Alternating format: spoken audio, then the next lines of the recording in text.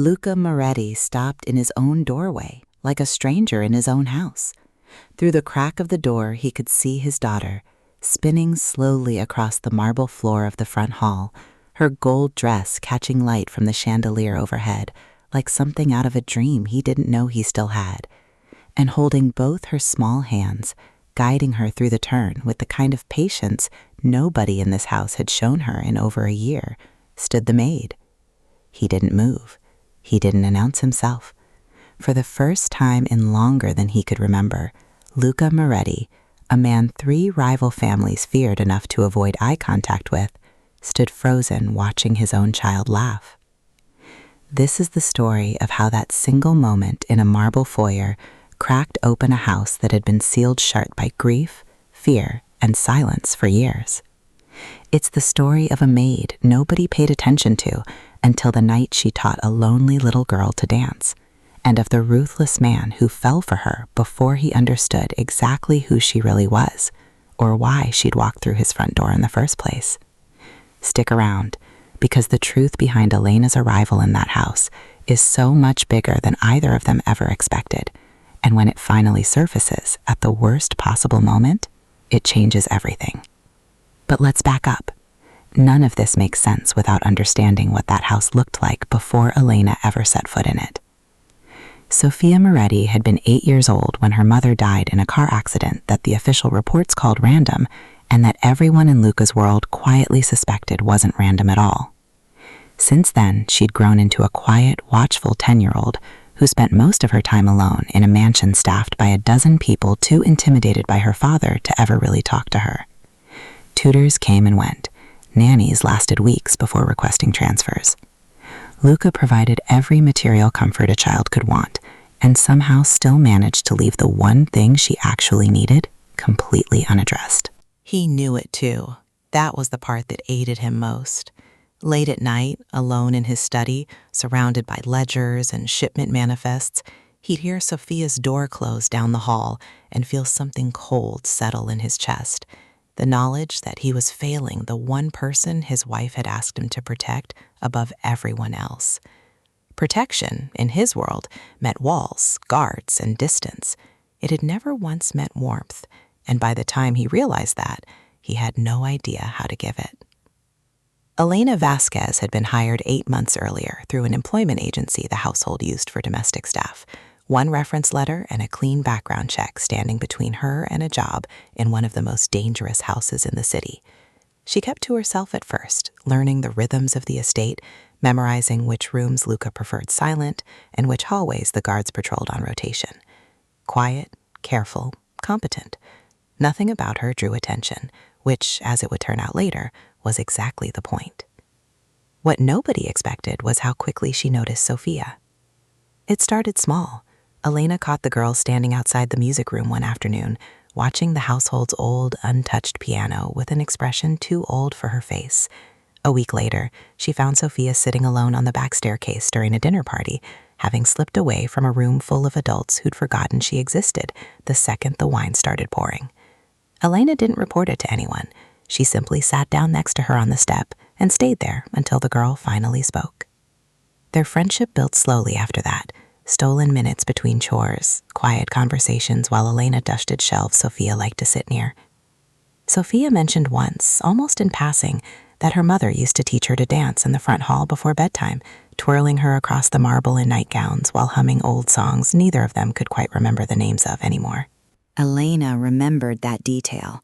Weeks later, on an evening when Luca was away handling business 2 cities over, she found an old record in a hallway closet, dusted off the ballroom's neglected sound system, and asked Sophia if she wanted to try. The answer was an immediate, enthusiastic yes, the first genuinely excited response any staff member had gotten out of that child in longer than anyone could recall. Luca wasn't supposed to be home that night. His meeting had ended early, though, and the car dropped him off nearly 2 hours ahead of schedule, tired and irritable after negotiations that had gone nowhere useful. He walked through his own front door expecting silence, the same suffocating quiet that had defined this house since his wife's funeral. Instead, music drifted through the hall, soft, old, achingly familiar, a song his late wife used to hum while cooking dinner in a kitchen that felt like a different lifetime now. He followed the sound without thinking, footsteps slowing as he reached the archway leading into the grand foyer, and there she was, his daughter, spinning under the chandelier in the arms of the household maid, cheeks flushed with the kind of pure, uncomplicated happiness he hadn't seen on her face since before the accident. Something in his chest gave way entirely. He should have announced his presence. Instead, he stood in that doorway for a full minute, maybe longer, watching a woman he barely knew hand his daughter back a piece of the childhood grief had stolen from her.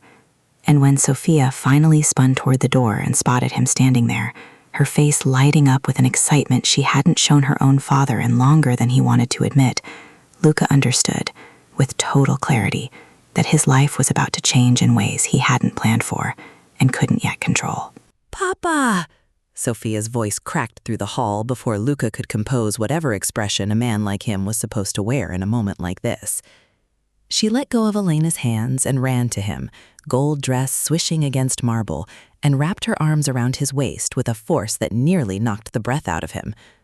Luca stood there, one hand hovering awkwardly over his daughter's back, before he finally let himself hold her properly, eyes lifting over her head to find Elena still standing beneath the chandelier, frozen mid-apology she clearly hadn't decided how to finish yet. "Mr. Moretti, I'm sorry, I should have asked before using the—" "Don't." His voice came out rougher than intended, and he cleared his throat before trying again. "Don't apologize. I haven't heard her laugh like that in over a year."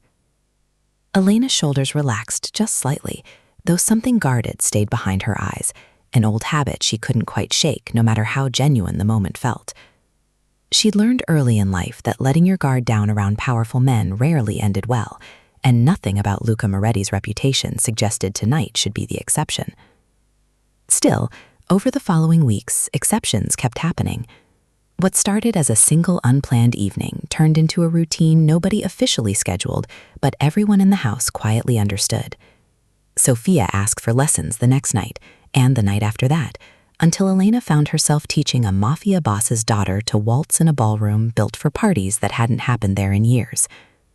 Luca, to his own surprise, started finding reasons to be present too. First, it was checking in briefly on his way to the study. Then it became lingering by the doorway, arms crossed, watching. Eventually, he stopped pretending he was just passing through. "You're doing it wrong," Sophia informed him one evening, tugging her father by the sleeve toward the middle of the floor. "Elena says your shoulders are too stiff." Elena raised both hands in mock innocence when Luca shot her a look. Her words, not mine, though I wasn't going to argue.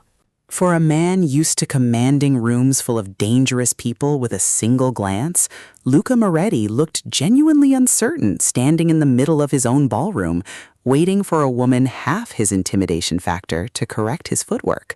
But he let her. He let his daughter position his hands, let Elena adjust the angle of his elbow with a light touch that lingered half a second longer than strictly necessary. Let himself be, for the first time in years, just a father learning to dance badly with his kid, instead of a man everyone in the city was afraid of. Something shifted in him during those lessons that he couldn't fully name. It wasn't only watching Sophia heal, though that alone would have been enough. It was the quiet, unglamorous kindness Elena brought into a house that had forgotten what kindness even looked like. She never postured around him, never flattered him the way most people who wanted something from his world eventually did. She corrected his dance steps with the same bluntness she used on Sophia, treated him like a person instead of a title. And somewhere in the space between one lesson and the next, Luca realized he was looking forward to these evenings more than any business deal that had once defined his entire week. Elena noticed the change in him too, and it unsettled her more than she wanted to admit. She'd heard the stories before ever setting foot in this house. Ruthless, untouchable, a man whose name alone ended disputes before they escalated into anything requiring violence, mostly because everyone already understood what would happen if it did. None of that matched the man she was slowly getting to know, the one who knelt on the ballroom floor fixing his daughter's shoe strap with more gentleness than she'd expect from someone twice his size. The one who admitted quietly one evening after Sophia had gone to bed that he still kept his late wife's reading glasses on the nightstand because he couldn't bring himself to move them. She used to say I worked too much even before all this, Luca said that night, sitting across from Elena in the empty ballroom long after the music had stopped. Sophia used to fall asleep in my study some nights just so she could be near me. I thought I was doing right by both of them, building something secure. I didn't realize what I was building instead was distance. You're closing that distance now, Elena said carefully. That has to count for something. It counts because of you. He looked at her directly then, something raw in his expression that had nothing to do with the calculated calm he wore for the rest of the world. I don't know what to do with that. I haven't let myself want anything outside of Sophia's safety in 3 years. Elena's chest tightened at that, guilt threading through a warmth she hadn't expected to feel this strongly. Because the truth was, she'd walked into this house 8 months earlier carrying a purpose that had nothing to do with dance lessons or bedtime stories, a purpose she'd been actively burying deeper with every week that passed, hoping it would simply stay buried long enough for none of it to matter. It wouldn't. Not forever. Somewhere out there, people who'd sent her into this house in the first place were still watching, still waiting, and the longer Elena let herself fall into the life growing inside these walls, the more dangerous that waiting became for everyone in it. But that night, in the quiet ballroom with the chandelier dimmed low, and Luca Moretti looking at her like she was the first good thing he'd let himself want in years, Elena allowed herself one evening of pretending the rest of it didn't exist. Weeks turned into months, and the Moretti estate began to feel less like a fortress and more like something close to a home. Sophia's dance lessons expanded into something bigger than either of them had planned. She started sketching designs for dresses she wanted to wear at her next lesson, humming songs around the house that had nothing to do with grief anymore, asking Elena questions about everything from ballet history to whether her mother had been a good dancer too. Elena answered what she could and gently redirected what she couldn't, letting Sophia's memories of her mother surface naturally instead of forcing conversations the girl wasn't ready for. Luca watched his daughter come back to life in pieces, and each piece felt like a debt he owed Elena that no salary could properly cover. He started finding small ways to thank her that had nothing to do with money. A rare edition of a book she'd mentioned once in passing showed up on her nightstand without explanation. Her days off, previously scattered and unpredictable, became fixed and generous once he quietly instructed the household manager to restructure the staff schedule around her. None of it felt like charity, exactly. It felt like a man learning, clumsily, how to show someone they mattered, using the only language he'd ever really been fluent in, providing. Elena noticed, and it terrified her in ways she couldn't fully explain even to herself. She'd grown up the daughter of a single mother working 3 jobs in a neighborhood 2 rival organizations had carved up between them years before Elena was even born. Her younger brother, Matteo, had been the one bright spot in a childhood otherwise defined by scraping by, a kid with an easy laugh and a talent for trouble that had more than once put him directly in the path of people far more dangerous than he understood.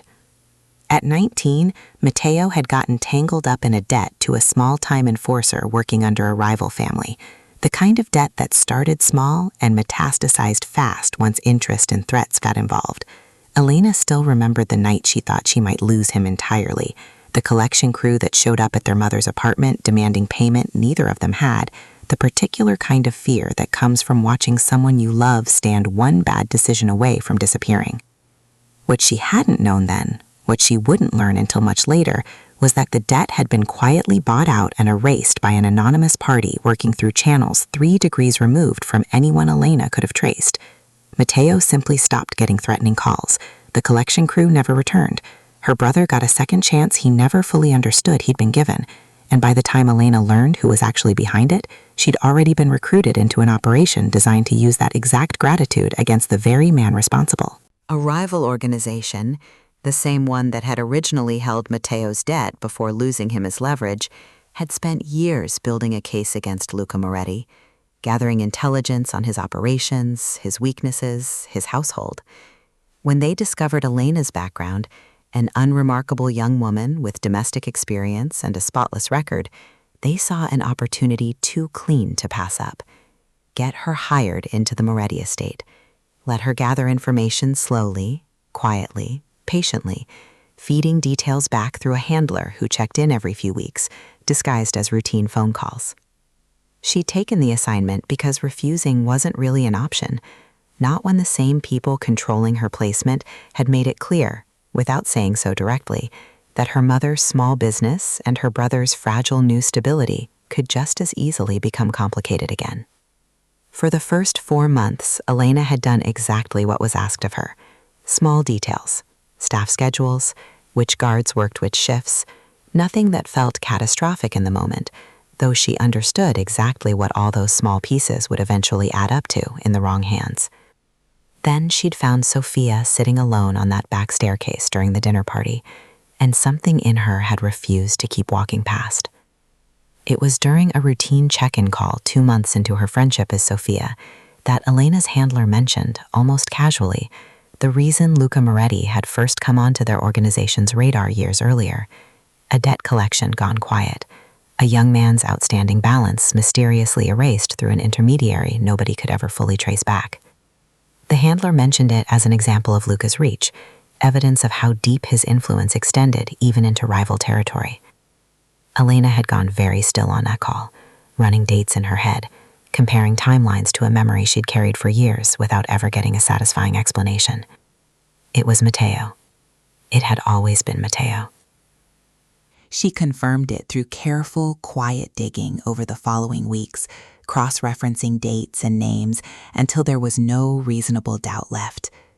Long before Elena had ever heard the name Moretti, long before any rival organization had identified her as useful leverage, Luca had quietly wiped out a debt threatening to destroy her family, not out of any connection to her, but because the enforcer holding that debt had crossed a line Luca considered unacceptable, even by his own world standards, extorting a teenager who had nothing to do with any actual conflict. He'd never known her name, he'd never expected thanks. He'd simply corrected an injustice that crossed his path and moved on, the way certain men in his position sometimes did when their code of conduct, however brutal in other contexts, still drew clear lines around who deserved to be caught in the crossfire. Elena sat with that knowledge for 3 sleepless nights before making the decision that would define everything after it. She stopped reporting anything useful to her handler. She fed them vague, meaningless updates designed to buy time without providing real intelligence, gambling that her silence would go unnoticed long enough for her to figure out what came next. It wouldn't stay unnoticed forever. She knew that even as she made the choice. But for the first time since walking through the Moretti estate's front gates, Elena Vasquez had stopped being an operative pretending to build a life and started actually building one, dance lesson by dance lesson, quiet evening by quiet evening, falling for a man her original mission had trained her to see only as a target.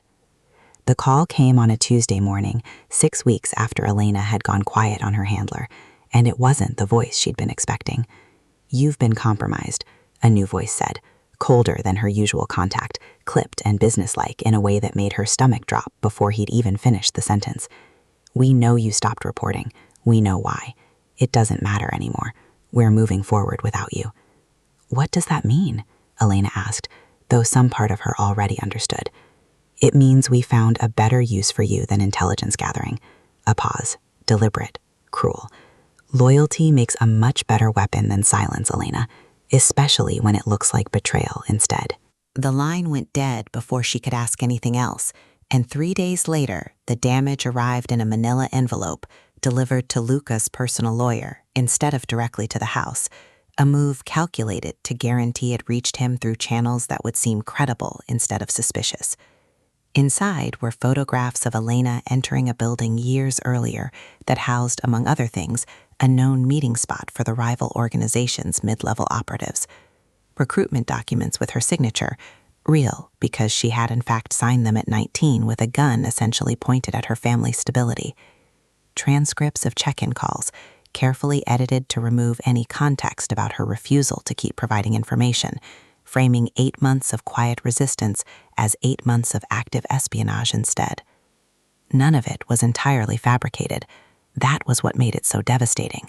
Enough truth sat buried inside the lies to make the whole package feel undeniable to a man whose entire worldview depended on reading exactly this kind of evidence correctly. Luca read through the file alone in his study, the same room where he'd once quietly instructed his household manager to rearrange staff schedules around Elena's comfort, and felt something inside him go cold in a way it hadn't since his wife's funeral. He confronted her that evening, the file spread across his desk, his voice carrying none of the warmth she'd grown used to over the past several months. "Explain this to me. All of it." Elena's hands trembled as she looked through pages documenting a version of the truth cruel enough in its accuracy to leave almost no room for denial. "Some of this is real," she admitted, voice catching. "I was recruited years ago, before I ever knew your name, before I understood what any of this would become. And the reports, the check-ins," his jaw tightened. "Real too?" "For the first 4 months, yes." She forced herself to meet his eyes even though every instinct told her to look away. "I stopped 6 weeks ago. Completely. I've been feeding them nothing useful since the night I found out something about you I couldn't ignore." What could you possibly have found out that changes 8 months of lying to my face? Elena hesitated, the weight of what she was about to say pressing down harder than she expected. "My brother, Matteo. Years ago, he owed a debt to an enforcer connected to the same organization that recruited me. That debt disappeared. I never knew why until a phone call 2 months ago mentioned it as an example of your reach into rival territory." Her voice cracked slightly. "It was you. You saved him without ever knowing who he was, years before any of this started. And when I found that out, I couldn't keep working against you anymore." Lucas stared at her, searching her face for the lie he desperately wanted to find there, something that would make this simpler, cleaner, easier to categorize the way he categorized every other thread in his life. He didn't find it. What he found instead was a woman clearly telling the truth about something that complicated everything rather than resolving it. "You still lied to me for 8 months, he said finally, quieter now, but no less final. "Every conversation, every evening with Sophia, all of it started as a mission against my family." "It started that way. It didn't stay that way. How am I supposed to know the difference?" Before Elena could answer, small footsteps sounded in the hallway outside the study, and both of them turned to find Sophia standing in the doorway, still in her dance clothes, having clearly heard enough of the conversation to understand the shape of it, even without every detail. "You were spying on us?" Her voice came out smaller than either adult had heard it in months, all the confidence Elena had helped rebuild collapsing back into the wary silence that had defined her before any of this began. "The dancing, the stories, was any of it even real?" "Sophia, all of it was real. Everything between us was real." Elena crossed the room toward her, kneeling to meet her eye level the way she had that first night on the back staircase. "The mission was real too, at the start. But I stopped. I chose you both." "You should have told us." Sophia stepped back, out of reach, tears gathering, despite her obvious effort to hold them back. "You should have told Papa the truth, instead of letting him find out like this." Luca watched his daughter retreat from the one person who taught her to trust again, and something in his chest tore in 2 directions at once, protective instinct warring against a heart that had let itself hope for something he'd sworn off entirely after his wife's death. "I need you to leave the house tonight," he said to Elena, each word measured, controlled, costing him more than his voice let on. "Not because I don't believe part of what you're telling me, because I can't risk my daughter's safety on a story I can't fully verify, not with an organization out there clearly willing to use you against me, regardless of what you actually intended."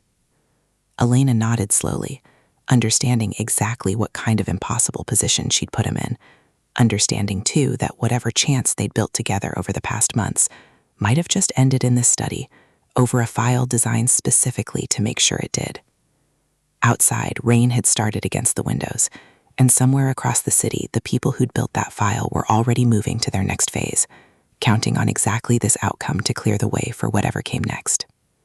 Elena spent the next 2 weeks in a cramped apartment on the edge of the city, staring at walls that felt smaller every day, replaying the look on Sophia's face until it wore a groove into her memory she couldn't smooth over, no matter how many times she turned it around. She hadn't fought the dismissal. There was nothing to fight with, not really. Not against a file that mixed enough truth into its lies to make every denial sound rehearsed. What she did instead was call the one person who might actually understand the shape of what had just happened to her. Mateo, 23 now, working steady hours at a garage 2 towns over, blissfully unaware for years of how close he'd once come to disappearing into a debt collector's ledger. "I need to ask you something," Elena said, sitting on the edge of a mattress that had seen better decades. "That trouble you got into, back when you were 19, the debt, do you remember exactly when it just stopped?" Mateo went quiet on the other end, clearly caught off guard by the sudden resurfacing of a chapter he'd spent years trying to forget. "Not exactly. One week I was terrified every time the phone rang, and then it just went silent. Ma never asked questions. I figured we got lucky." "You didn't get lucky. Someone paid it off." Elena's voice wavered. "I think I finally know who, and I think it's the reason my life just fell apart." She didn't explain everything. Not the recruitment, not the mission, not the specifics of an organization Mateo had no idea still existed in the periphery of their lives, but she asked enough careful questions, cross-referenced enough dates against half-remembered details from that terrifying year, that the picture solidified into something undeniable. It had been Luca. Years before Elena ever set foot in his house, before she'd been recruited by anyone, before any of this had a name, he'd quietly erased a debt threatening to destroy a family he'd never met, simply because the man holding that debt had crossed a line even Luca's brutal world didn't tolerate. Proving it to herself wasn't the hard part. Proving it to Luca, especially now, with an organization actively working to keep them apart, felt nearly impossible. That organization, meanwhile, wasn't finished. With Elena removed from the estate and Sophia's trust in her shattered, the rivals holding that fabricated file saw an opening they'd been patient enough to wait years for. Luca's guard had dropped in exactly the personal, human way they'd hoped it would, distracted by heartbreak, distracted by a daughter now retreating back into silence, distracted enough that a series of smaller operations, shipment interceptions, quiet conversations with nervous business partners, started chipping away at his organization's edges without him fully registering the pattern until it had already done real damage. Luca noticed eventually, the way men in his position always eventually notice, but by then 2 of his most reliable shipping routes had been compromised, and a longtime ally had quietly started taking calls from a rival family instead of returning his. He sat in his study most nights now, alone, staring at ledgers that used to make sense to him, unable to stop thinking about a woman he'd ordered out of his house 2 weeks earlier, and a daughter who barely spoke to him anymore either. It was Sophia, in the end, who cracked first. She found her father in that study on a Thursday night, still in her school uniform, arms crossed the exact way Elena used to cross hers when she was building up to saying something difficult. "I miss her," Sophia said quietly. "I know she lied. I know it's complicated, but I miss her, and I don't think you actually believe everything in that file either." Luca looked up at his daughter, surprised by how much of Elena's directness had already rubbed off on her in just a few months. "It's not that simple, Sophia. You always say that when you don't want to talk about something." She sat down across from him, small and stubborn and achingly like her mother in that particular moment. "You loved her. I know you did. I saw it every single night in the ballroom. People don't fake that. Even I know that, and I'm 10. Her words sat with him longer than he wanted to admit. He'd spent 2 weeks telling himself the separation was about protection, about not risking Sophia's safety on unverified claims. But some part of him understood he'd also been protecting himself, retreating into old, familiar armor the second something had threatened to actually hurt. The charity gala arrived 4 days later, an annual event Luca's late wife had started years earlier to fund music and arts programs in underserved neighborhoods, one of the few traditions he'd kept running exactly as she would have wanted it. This year, against every instinct telling him to cancel, he decided to attend, largely because Sophia insisted, and partly because some restless part of him needed, one more chance to make sense of everything that had fallen apart since that manila envelope landed on his desk. What he didn't know, what nobody in his organization had yet uncovered, was that Elena had spent the past 2 weeks doing more than grieving. She tracked down her old handler's replacement through Mateo's careful, quiet contacts in the neighborhood, gathered enough evidence about the fabricated file's true origins to finally prove what parts were manipulation and what parts were real, and secured, through a favor she'd never expected to call in, an invitation to the one event she knew Luca wouldn't miss. The ballroom that night glittered with the kind of wealth Luca's world usually kept quiet and private. String quartet playing something elegant near the far wall, guests in gowns and tailored suits circulating beneath chandeliers twice the size of the one in his own front hall. Sophia stood near the dance floor in a dress the color of champagne, scanning the crowd with an intensity that had nothing to do with the music. And then, near the entrance, half hidden behind a marble column, she spotted her. Sophia didn't hesitate. She crossed the ballroom floor at a dead run, gold champagne dress catching light from a dozen chandeliers, and threw her arms around Elena before either adult standing nearby could react. "You came," Sophia said into her shoulder, voice muffled and thick with tears she'd been holding back for 2 weeks. "I told Papa I missed you. I told him he doesn't believe everything in that file either." Elena knelt to meet her properly, hands trembling as she held the girl who taught her in the strangest possible way what it felt like to actually belong somewhere. "I missed you too, more than you know." Across the room, Luca had gone completely still, a glass of champagne forgotten in his hand, watching the two people who'd cracked open his sealed-shut heart reunite without his permission. Every instinct honed over 15 years of dangerous business told him to stay guarded, to treat this as exactly the kind of manipulation his enemies had already proven capable of engineering. But watching his daughter cling to Elena with the particular relief of a child getting something precious back, he found he couldn't summon the anger he'd been carrying for 2 straight weeks. He crossed the floor slowly, guests parting instinctively the way they always did around him, until he stood close enough to see the exhaustion and determination fighting for space behind Elena's eyes. "You shouldn't be here," he said, though his voice carried none of the coldness from that final conversation in his study. "I know." Elena straightened, Sophia's small hand still gripped tightly in hers. "But I finally have something worth showing you, and I wasn't going to let fear stop me from finishing what I should have told you weeks ago." She'd brought copies, folded carefully inside her clutch, evidence Mateo's contacts had helped her piece together over sleepless nights, records proving her handler's replacement had deliberately edited transcripts to remove every instance of her refusal, timeline discrepancies showing the fabricated recruitment file had been altered after the fact to erase her 6 weeks of silence, and finally, buried in old financial records neither of them had ever thought to look for together, confirmation of the debt payment that had saved her brother's life a decade earlier, traced through an intermediary account that led, after years of careful anonymity, directly back to Luca. "I didn't know it was you," Elena said, voice unsteady. "Not until 2 months ago. When I found out, I stopped reporting anything real. I fed them nothing but noise for 6 weeks, and I would have told you everything eventually if that file hadn't reached you first."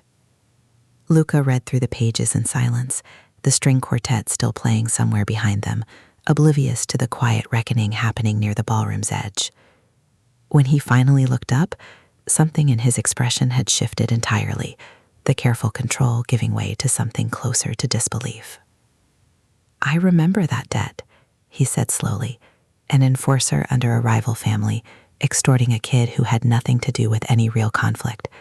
I shut it down because it crossed a line, not because I expected anything back." He looked at Elena properly now, seeing her clearly for the first time since that devastating conversation in his study.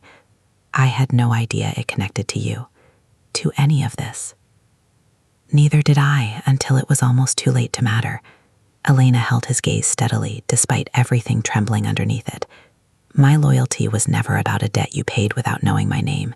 It was about every choice I made after I found out, every lesson with Sophia I could have sabotaged and didn't, every report I refused to send once I understood who you actually were." The quartet shifted into a slower song, the same one Luca realized with a jolt that had been playing the night he first found Elena teaching Sophia to dance in his front hall. Sophia noticed it too, tugging both their hands toward the open floor with the same stubborn insistence she'd inherited from a mother neither adult could ever fully replace. "Dance with us," she said, leaving absolutely no room for argument. "One song, please." What followed wasn't graceful, not entirely. Luca's shoulders were still too stiff, exactly the way Elena had teased him about months earlier. and Sophia kept correcting his footwork with the blunt confidence of a 10-year-old who'd found her voice again.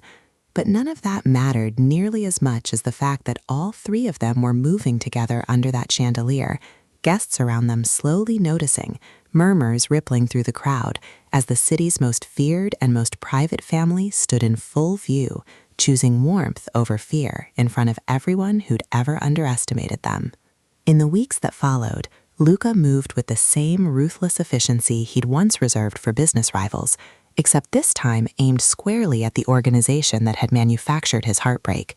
Evidence Elena and Matteo had gathered, combined with resources only a man like Luca could mobilize, exposed the rival family's manipulation publicly enough to end their credibility within their own criminal circles, dismantling their influence piece by piece until the threat that had once seemed unstoppable simply stopped mattering.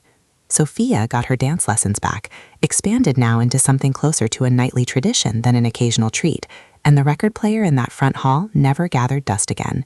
Elena moved back into the estate within the month, not as staff this time, but as something the household staff started referring to, quietly and with obvious affection, as the woman who finally taught their boss how to come home. On the anniversary of that first accidental discovery in the marble foyer, Luca found himself once again standing in a doorway, watching Elena and Sophia spin slowly across the same floor where everything had started. This time, though, he didn't stay hidden in the shadows. He walked straight into the music, took both their hands, and let the song carry all three of them exactly where it wanted to go.